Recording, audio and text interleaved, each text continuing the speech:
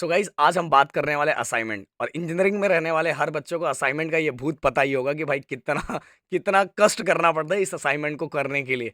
But इस assignment को किस टाइम हमें करना चाहिए, बेस्ट वे क्या है और इसके लिए हमें प्रॉपर प्लानिंग किस तरह से करनी चाहिए, सभी बातें हम इस वीडियो में करने वाले हैं। और मैं अपने बारे में बताने वाला हूँ कि मैं कब करता था और मेरा बेस्ट टाइम कौन था असाइनमेंट को कंप्लीट करने का।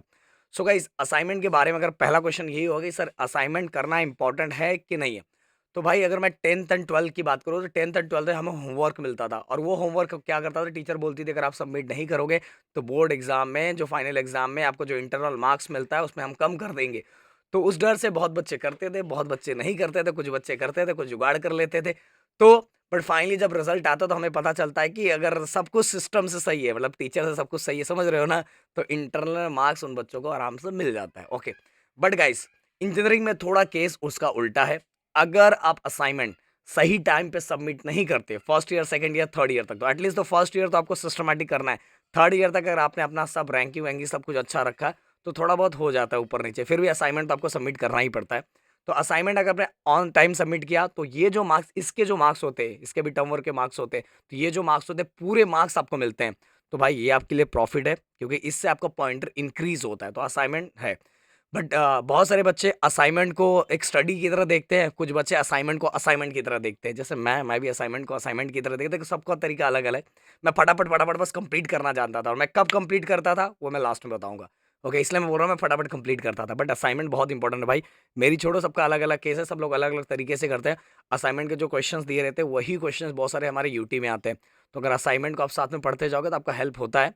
बट आप किस टाइम पढ़ रहे हो, क्या कर रहे हो, वो तरीका अलग है। या असाइनमेंट को बस करके खत्म करना है और पढ़ाई आप अलग टाइम पे करोगे, ये अलग अलग केसेस होते हैं, वो आपके ऊपर डिपेंड करता है। अब बेस्ट टाइम क्या है? बेस्ट टाइम में मैं थोड़ी चीज़ें डिवाइड करूंगा। सबसे पहला केस ये है कि अगर आप कॉलेज से बहुत दूर रहते हो और ट्रैवलिंग करते हो, डेली 2 से ढाई घंटा ट्रैवलिंग करते हो, और 2 से ढाई घंटा अगर ट्रैवलिंग करते हो तो भाई 2 ढाई घंटा आपका बीच में बच रहा है। सुबह का 2 ढाई घंटा, शाम का 2 ढाई घंटा। तो जो 2 ढाई घंटा अगर इसको यूटिलाइज करना है, मैंने तो सुबह के 2 ढाई घंटे का मैंने बताया कि आप यूट्यूब के जो वीडियोस है वो आराम से सुन सकते हो, हेडफोन ले लो, आराम से सुनते जाओ। जो लेक्चर है थोड़े बहुत नोट करते जाओगे तो ये मतलब जो आपकी यूट्यूब के सब वीडियो, जो लेक्चर्स वीडियो है, उनको प्रॉपर तरीके से यूटिलाइज और टाइम, मतलब प्रॉपर टाइम आपको यूज़ कर सकते हो जो ट्रैवलिंग का है। तो यूट्यूब के लेक्चर्स वीडियो भी देख के आपके हो जाएंगे। इसके बाद अगर आपको उसमें से 1.5 2 घंटा और बचता है, तो 1.5 2 घंटा बचता है तो आप उसको लिखने के लिए काम कर सकते हो। अब बहुत सारे बच्चे ऐसे बोलेंगे, सर मैं लोकल में ट्रैवल करता हूँ, और लोकल में ट्रैवल करता हूँ तो सर शाम को आने के टाइम ना सर, टाइम आपको पता है ना, खड़े होने की जगह नहीं बचती, तो असाइनमेंट कहाँ से करूँगा? ये बात बिल्कुल सही है, मैं मानता हूँ और मैं जानता भी हूँ।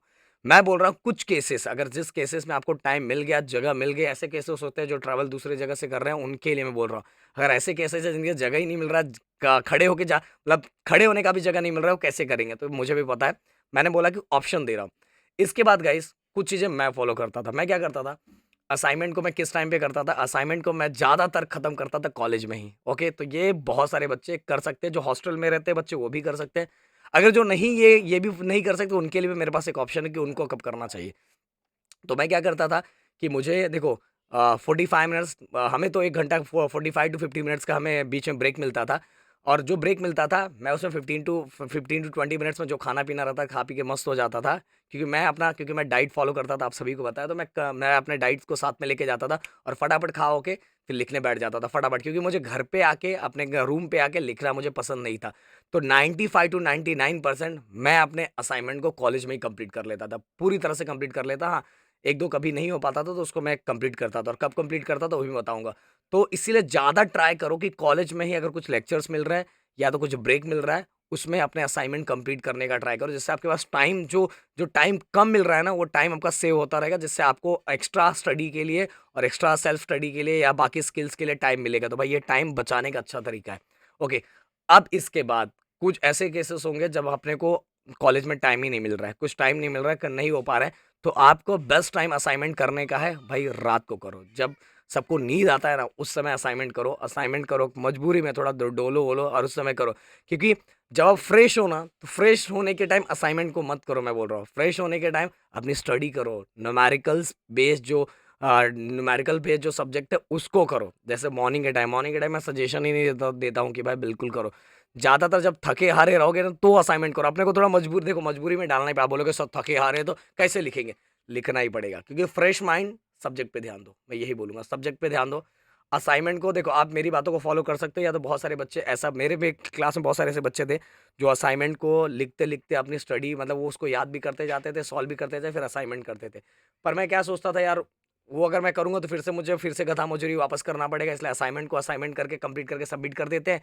ऑन टाइम सबमिट हो जाएगा और मुझे जो एक्स्ट्रा टाइम रात को मिल रहा है उसमें मैं अपनी सेल्फ स्टडी करूँगा। बाकी मैं वर्कआउट भी करता था, एक्सरसाइज भी करता था, वो भी अपना टाइम मैनेज करता था। मैं बोल रहा हूँ ना अगर आप सपोर्ट दिखाओगे तो मैं उसके लिए भी एक स्पेशल चैनल बना दूँगा जिसमें मैं आपके 3 साल निकलते-निकलते आपका जो बॉडी स्ट्रक्चर है वो भी बिल्कुल तरह से चेंज हो जाएगा। इवन गर्ल्स हो गए, बॉयज़ हो गए, सबके लिए बहुत ज़रूरी है गाइज़ क्योंकि पर्सनैलिटी बहुत मैटर करता है क्योंकि देखो आप जाके मुझे अगर आपको देखना है, तो आप जाके अगर चेक करना है तो इंस्टाग्राम पे जाके चेक करोगे तो मैं जब इंजीनियरिंग के 3rd ईयर में था या तो मैंने डाला भी है, प्रदीप गिरी अपडेट पे मैंने अपना जो फर्स्ट डे है उसका फ़ोटो डाला हुआ है इंजीनियरिंग का। तो भाई अपने आप को चेंज करना बहुत ज़्यादा ज़रूरी है।